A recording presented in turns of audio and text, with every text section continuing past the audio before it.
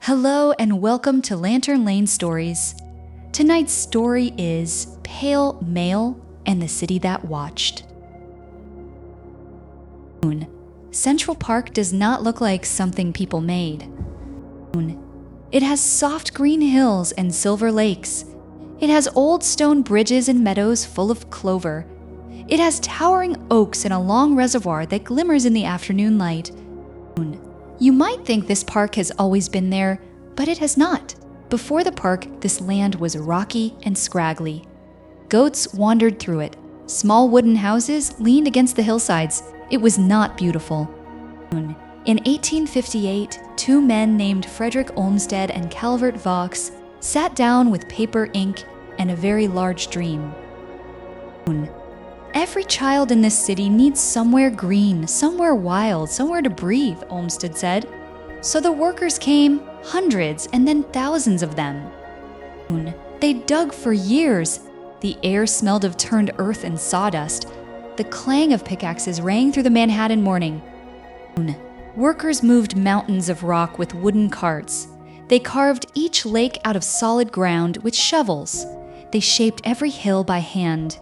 They planted 10 million trees, shrubs, and vines.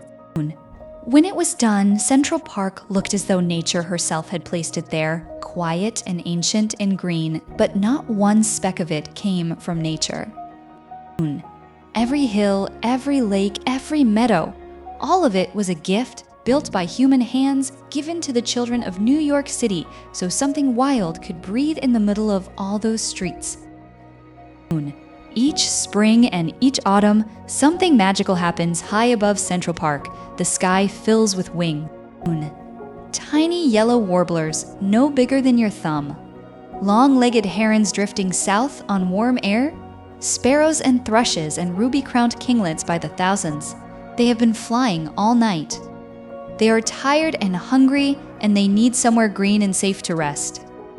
Central Park is that place. Because of its trees and ponds and meadows, more than 200 different kinds of birds stop in Central Park every single year. Scientists and birdwatchers come from all over the world just to watch them pass through. A girl named Clara stood on the Ramble Bridge one October morning. The air smelled like wet leaves and cold stone. Mist rose off the dark water below her. She held very still. "Grandpa," she whispered, "there's a tiny orange bird on that branch." Her grandfather lifted his binoculars slowly, careful not to startle it. He smiled.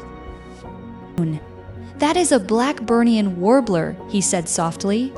"It flew all the way from Canada. Just last night, Clara stared at the little orange flash of feathers. Something so small, flying so far, stopping right here in the middle of the biggest city in America."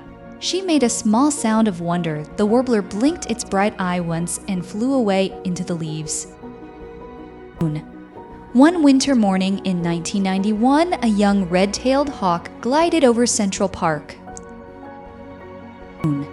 He was not yet fully grown. His breast feathers were streaked brown and cream, not the clean pale color they would someday become. But his eyes were sharp and golden, and they saw everything far below.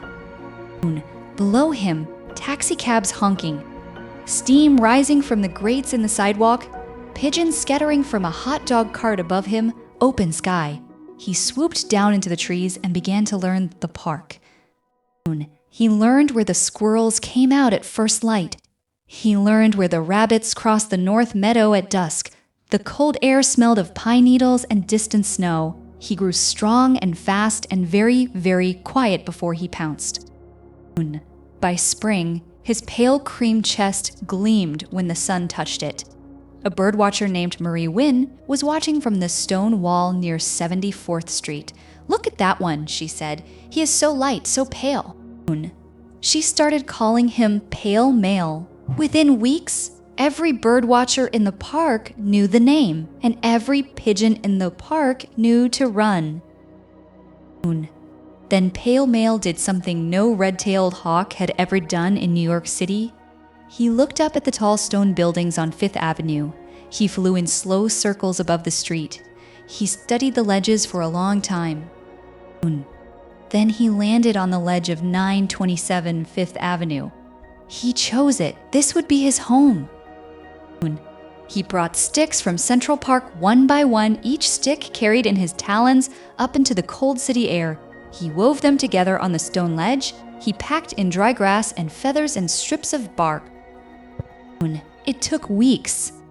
A man on the sidewalk below stopped and tilted his head all the way back. "Is that a hawk up there on the 12th floor?" "Yes," said the woman beside him. "He has been carrying sticks all morning."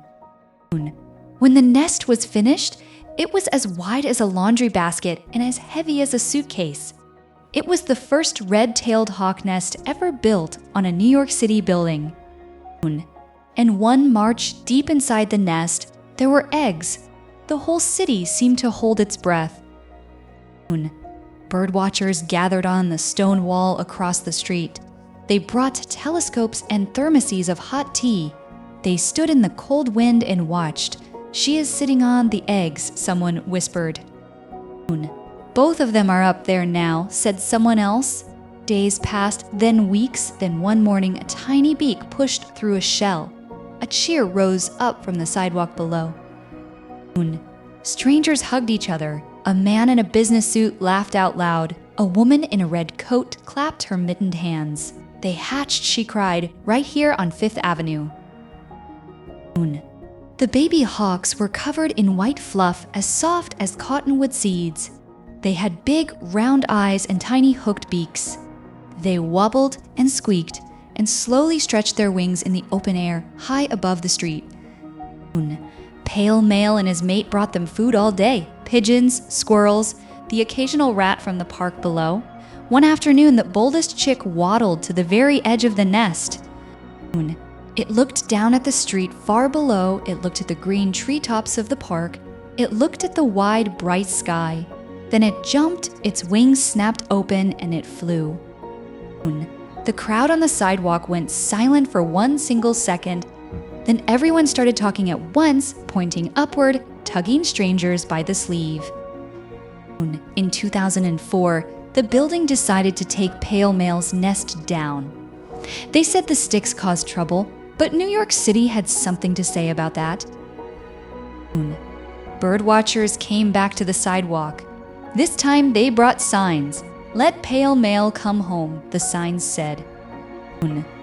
Reporters came. Television cameras pointed up at the empty stone ledge. Celebrities spoke about the hawk on the evening news. The protest lasted for weeks. Finally, the building put up a special metal cradle on the ledge, a small shelf, just the right size to hold the stick safely. Pale Male came back. He brought sticks. He built again.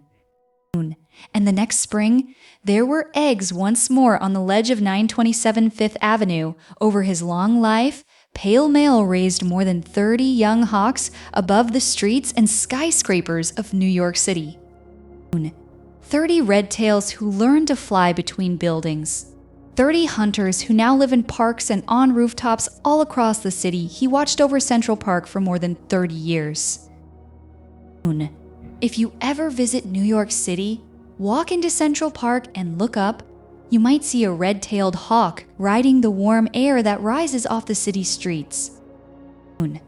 You might hear the bright flute song of a warbler hiding in the leaves. In the evening, a raccoon might trot across the path near the boathouse, its little masked face catching the golden lamplight.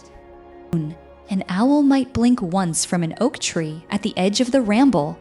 A family of ducks might sleep on the man-made lake with their heads tucked gently under their wings.